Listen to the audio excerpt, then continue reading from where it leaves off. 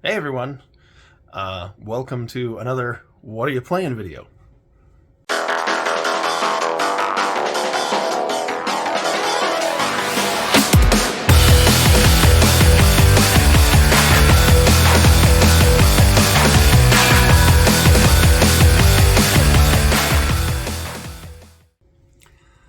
Alright, so this week I have one new thing that I'm playing, which you can kind of see behind me. But we'll get into that. Let's first talk about the stuff that I finished recently. All that I've finished is Monster Sanctuary. I enjoyed it. I will admit it went on a little bit long. To bring everybody back up to speed as to what this game is, this is a Metroidvania with like Pokemon style battles. You go around, you collect monsters, and you battle monsters against other monsters. And you know, as a placeholder for like the evil trainers that you have to go against, or Team Rocket or whatever. I don't.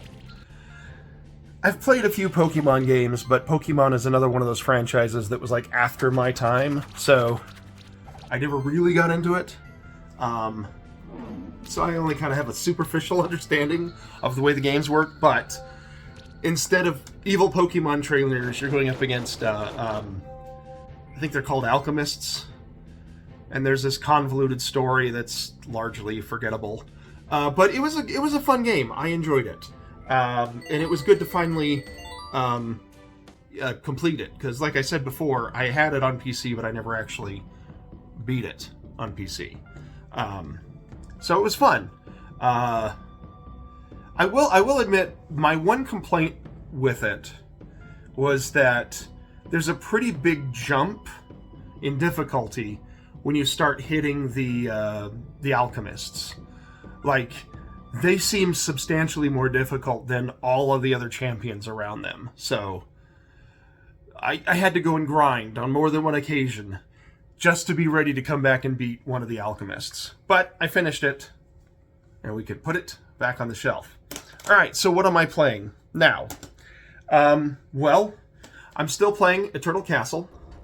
I haven't finished it. I will admit, I haven't really gotten into it, so it's like I've always been prioritizing other things.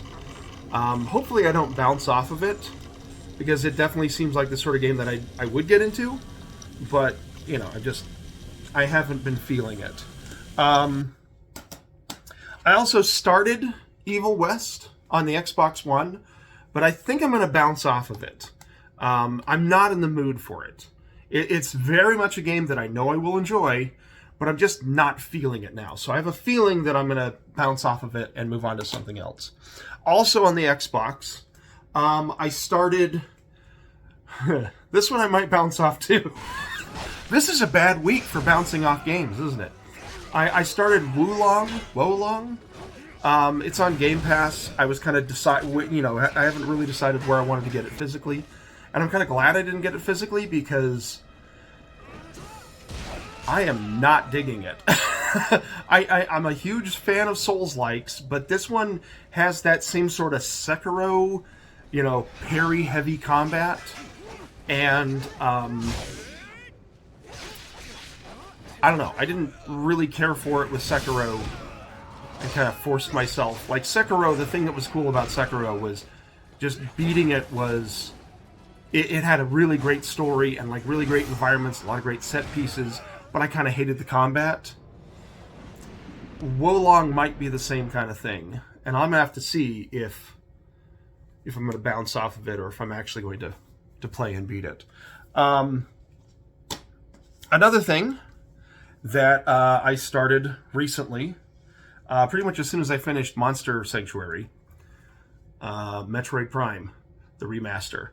The physical came, finally, and my new controller, this is a Nixie, what do they call it, a Wizard? I think it's called the Nixie Wizard. I don't know. But it's like a GameCube controller for your Switch, and I just figured, hey man, the timing is perfect. You might as well play Metroid Prime the way it was intended. And I am enjoying it. I was a giant fan of Metroid Prime back in the day. I never got the release that came out for the Wii of the Metroid Prime trilogy. I kind of regret never getting it, but I really hate the Wii. So, yeah, I didn't get it. But I like the Switch, and I have a feeling this is going to be the big game that I will play. Which brings me to the other new thing that I'm playing. This.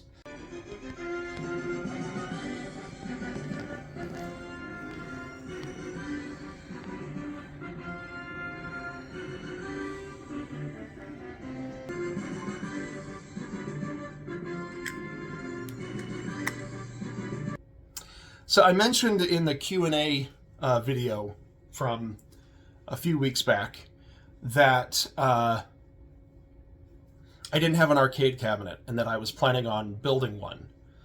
And I mean, that's what my plan was, but my wife wound up finding this on Facebook Marketplace for like way cheaper than anywhere else. This was like about $1,000, which, if you know anything about this is one of these arcades with like I forget how many 60 games in it, and they usually go for like $3,000 to $4,000. So the fact that we found this thing for about $1,000 was a really good deal. Plus, the other thing is that, you know, even if I were to build my own, I'd probably be looking at about $1,000 just to get like the marquee and the cabinet the way I want it. So the way I see it is that this has like most of the games. I mean, maybe not most.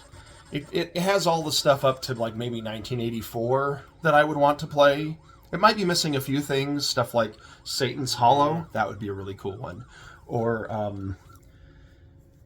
what's the one where Beware, I Live? Sinistar. It doesn't have Sinistar. But, you know, it also, of course, doesn't have, like, the stuff from the late 80s and the stuff from the early 90s that I would like to see. But that's okay. For what it is, it's great. I have a hell of a lot of fun playing it. My daughter loves playing it. I got this cool... You can't see it, but I've got this cool little switch on the ground, because the switch is around the back. So I have this cool little pedal you step on to turn it on and off. And so, yeah, this is the new thing that I'm playing. If I had any complaints about it, it's that it doesn't save the high scores when you turn it off, which is kind of the nature of the beast. You know, it's an arcade. They'd have to implement it, and they didn't. But I really, really, really love it. Been playing it a lot. Another new thing that I'm playing, you know, I mentioned that Vampire Survivors is something that I play a lot. It's kind of permanently installed on my Steam Deck. But the problem is, of course, and I also mentioned this, the problem is I've 100%ed Vampire Survivors on every platform that I own, and I'm kind of run out of stuff to do. So it's, you know, it feels kind of dumb to just keep replaying it over and over and again. So I started going out, and I thought, you know, surely there's some other Vampire Survivors clones out there that I could pick up. And sure enough, there's a lot of them. The one that I've been getting into on PC and on my Steam Deck is Soulstone Survivors, which is 3D, so it's not like the 2D stuff. It kind of has an art style similar to, you know, that era when World of Warcraft was new and everything kind of looked like that. That kind of semi-cartoonish 3D. And I dig it. I like it. It's not a perfect substitute for Vampire Survivors, though. I can't remember if it's in early access or if it's out of early access. If it's still in early access, then obviously we're giving it time to flesh itself out. If it's out of early access, then it just needs a lot more content. I think there's something like 5 maps, and the maps are really stupid small, and there's not a lot of variety to them or to the enemies. There's a little bit of variety to the bosses, which that's one thing it has that Vampire Survivors doesn't. It has more of an emphasis on bosses, which is fun, but it's yeah, I mean, I've only been playing it for a few days, and I feel like I've done everything there is. So it really needs more content. The one thing I do like about it, one of the problems with Vampire Survivors is that your gameplay is broken up into like 30-minute chunks. It depends on the map. Some maps are less, and it also depends on whether or not you activate the arcane thing that makes it so that the time goes faster. But regardless, like, your run is probably going to be about 30 minutes, which works well on the Steam Deck because you can pause it and just walk away. But if you're playing on PC or on the Xbox, I mean, on the Xbox, technically you can sleep your system and you can put it in quick resume. But on PC, you can't do any of that. You just got to finish it in a sitting. And the one nice thing about Soulstone Survivors is that it doesn't have that same sort of time constraint. Realistically, the levels could take as long or as little as you're able to do. Like, it's a goal constraint. Like, you have to defeat a certain number of bosses, and in order to make the bosses spawn, you have to defeat a certain number of enemies. The point is that it's got kind of a different vibe, so it doesn't have the same sort of time requirement that something like Vampire Survivors has. I've been enjoying it. I've been enjoying it a lot. I do recommend it if you are, jonesing for another Vampire Survivors-like game, and you've completed Vampire Survivors. Soulstone Survivors is a great alternative. Another thing that I'm still playing on PC is Fear and Hunger. It's a little role-playing game with kind of a real brutal difficulty. I honestly, it's a very dense game, and I feel like I'm not making any progress in it. It's one that, like Dragon Quest II, I might have to use a guide, which sucks. But again, I've been playing it now for like 3 weeks, and I feel like I'm doing the same stuff over and over and over again and not making any progress. So I should look it up. Ugh.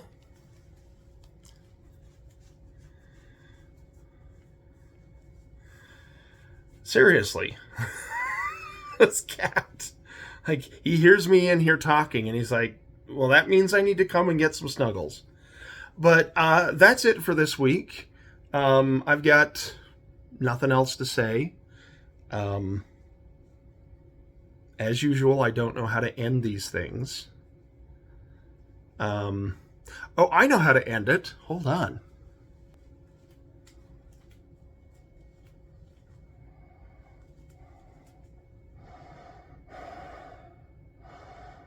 I'm Isaac Clarke. You see? Anyway, see ya.